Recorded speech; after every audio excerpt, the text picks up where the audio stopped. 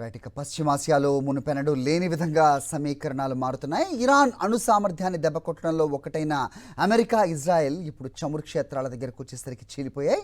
యుద్ధం ఆపే విషయంలో ట్రంప్ ప్రకటనపైన, చమురు క్షేత్రాలను తాకవద్దన్న ట్రంప్ హుకుం జారీ చేయడంపైన నెతన్యాహు అసంతృప్తితో ఉన్నారని అంతర్జాతీయ మీడియా కథనాలు చెబుతున్నాయి.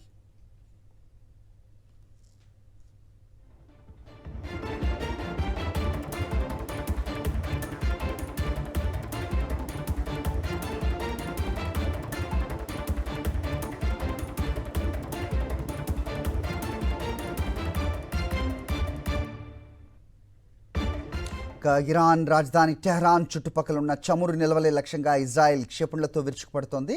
ఇరాన్ ఆర్థిక మూలాలను నలిపివేయాలని నెతన్యాహు గట్టిగా ప్రయత్నిస్తున్నారు. కానీ ఈ దాడులు వైట్ హౌస్లో ప్రకంపనలు సృష్టిస్తున్నాయి. చమురు ధరల బ్యారెల్కు $100 దాటిపోవడంతో అమెరికా అధ్యక్షుడిగా ట్రంప్ తీవ్ర అసంతృప్తితో ఉన్నారు. చమురు ధరలు పెరిగితే అమెరికా ఆర్థిక వ్యవస్థకు గండం పొంచి ఉందని, అందుకే ఇంధన క్షేత్రాలపై దాడులు చేయవద్దని అమెరికా రక్షణ శాఖ ఇజ్రాయెల్ను హెచ్చరిస్తోంది. ఇక యుద్ధం ముగింపు విషయంలో కూడా ట్రంప్ వేగం పెంచారు.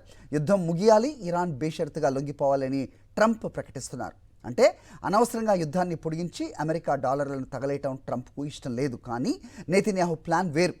ఇరాన్లో పాలన మారే వరకు, ఆ దేశం పూర్తిగా ఆర్థికంగా చితికిపోయే వరకు యుద్ధం కొనసాగించాలని ఆయన పట్టుబడుతున్నారు.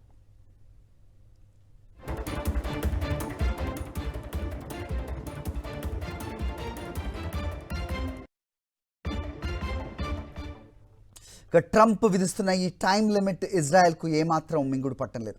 అయితే ఆయిల్ ధరలు పెరిగితే అమెరికా ప్రజల్లో వ్యతిరేకత వస్తుందని ట్రంప్ భయపడుతున్నారు. ఇరాన్ ఆయిల్ టెర్మినల్స్ పేలిస్తేనే ఆ దేశం దారికి వస్తుందని నెతన్యాహు వాదన. యుద్ధాన్ని కేవలం కొన్ని వారాల్లోనే ముగించాలని ట్రంప్ ఒత్తిడి చేస్తున్నారు.